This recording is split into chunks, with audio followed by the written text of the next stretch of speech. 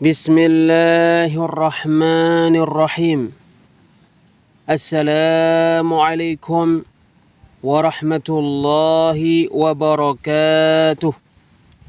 Bismillah.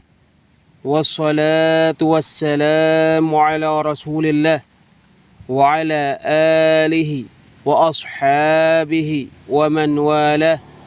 Amma ba'd.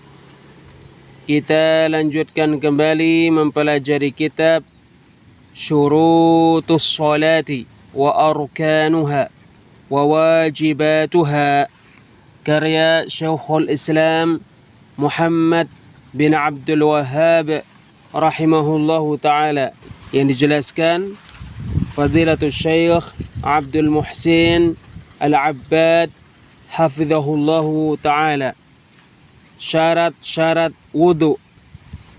Perkataan Syekhul Islam Muhammad bin Abdul Wahhab rahimahullahu ta'ala, wa syurutuhu 10, dan syarat-syarat wudu ada 10. Al-Islamu, Islam, wal aqlu, berakal, wa tamyizu, tamyiz, wan niyatu, niat, wastishabu hukmiha bi alla yanwiya qat'aha hatta tatimma at-taharah, menjadikan hukum niat menyertai dengan cara tidak berniat memutuskannya sampai selesai taharah. Wan qita'u mujib, terputusnya penyebab. Wastinja'un aw istijmarun qablah, istinja atau istijmar sebelumnya. Wa tuhuriyatu ma, sucinya air. Wa ibahatuh, bolehnya air. Wa izalatu ma yamna'u wusulahu ilal basharah, menghilangkan sesuatu yang mencegah sampainya air ke kulit. Wa dukhulu waqtin ala man hadathahu daimun li fardih, dan masuknya waktu untuk siapa yang hadatsnya terus menerus karena wajibnya. Pembicaraan tentang syarat-syarat yaitu Islam, akal dan tamyiz telah berlalu. Adapun syarat niat, maka sesungguhnya ketika dia berwudu, dia meniatkan dengan hatinya menghilangkan hadas, dan dia tidak melafadzkan niat dengan lisannya. Demikian juga pada semua ibadah, dia meniatkan dengan hatinya dan tidak melafadzkan niat dengan lisannya, kecuali pada waktu haji dan umrah, maka dia boleh melafadzkan dengan lisannya, maka dia boleh melafadzkan apa yang dia niatkan dengan lisannya, maka dia mengucapkan labbaika umrah, atau dia mengucapkan labbaika hajja, atau dia mengucapkan labbaika hajjan wa umrah. Apabila dia membasuh mukanya ketika dia bangun tidur sementara dia tidak ingin wudu, kemudian tiba-tiba dia ingin berwudu, maka sesungguhnya dia mesti membasuh wajahnya untuk wudu, dan perbuatan dia membasuh mukanya yang telah berlalu tidak mencukupi sebab ketiadaan niat. Sebab ketiadaan niat berwudu ketika membasuh mukanya itu ketika bangun tidur. Apabila dia seandainya orang yang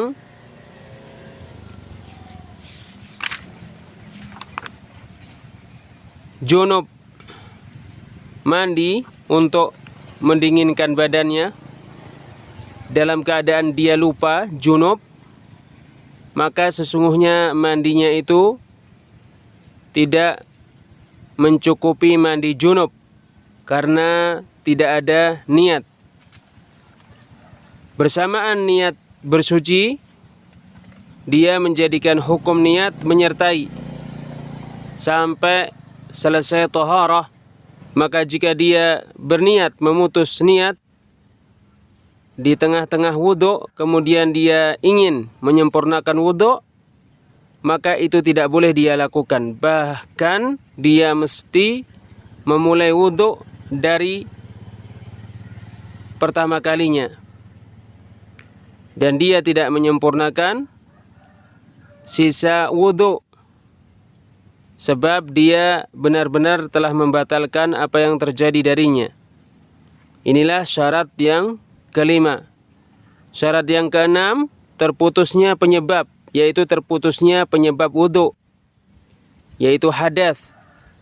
Dan itu dengan cara dia menunggu ketika menunaikan hajatnya sampai terputus apa yang keluar dari dua jalan.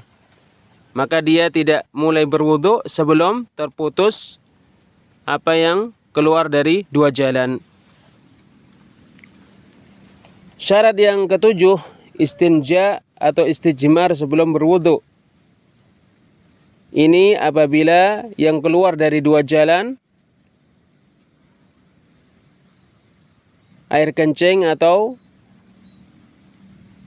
kotoran karena buang air besar. Adapun keluarnya angin, maka sesungguhnya tidak ada istinja dan istijmar padanya. Istijmar mencukupi istinja apabila yang keluar dari dua jalan tidak melewati tempat yang biasanya keluar.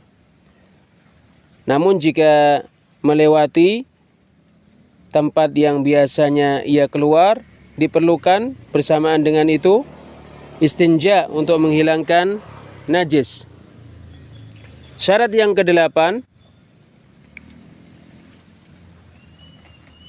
suci dan bolehnya air. Ia adalah dua hal.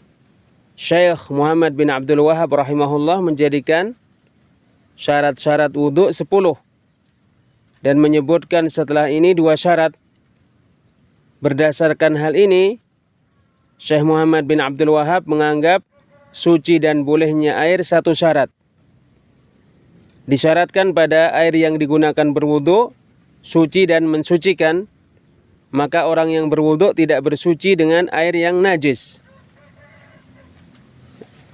Dan hendaknya air yang digunakan untuk berwudu adalah air yang boleh digunakan, bukan air hasil rampasan.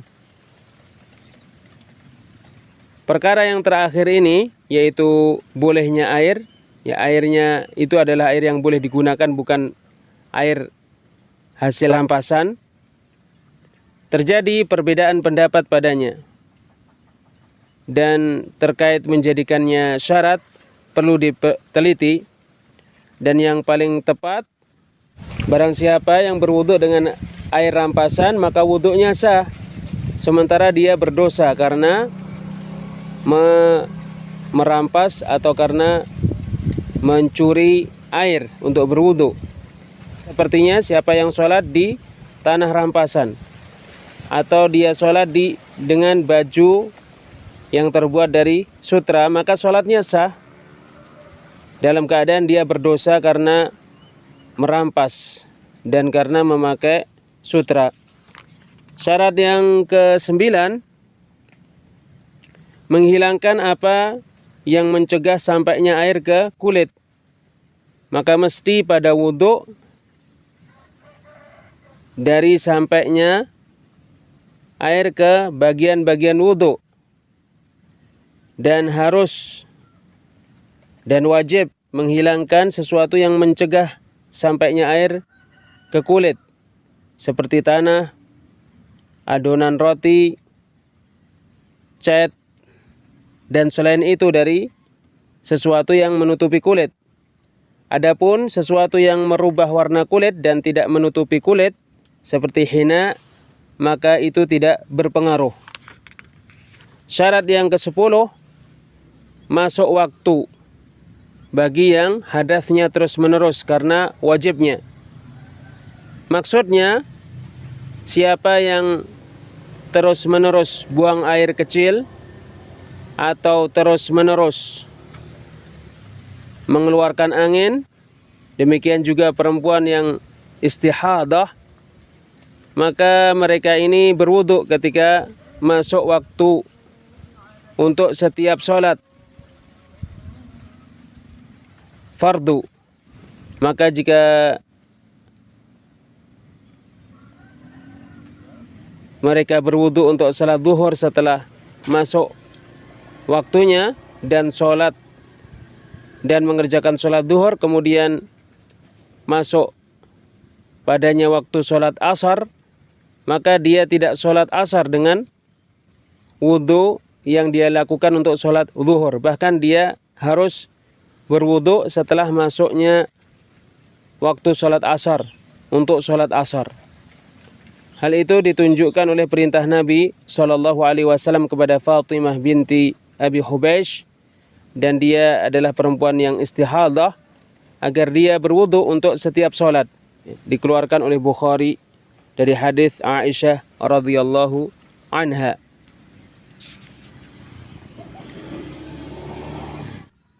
Wallahu a'lam bishawab. Insyaallah kita lanjutkan pada pertemuan yang lainnya. Subhanakallahumma bihamdik asyhadu an la ilaha illa anta astaghfiruka wa atubu ilaik. Wassalamualaikum warahmatullahi wabarakatuh.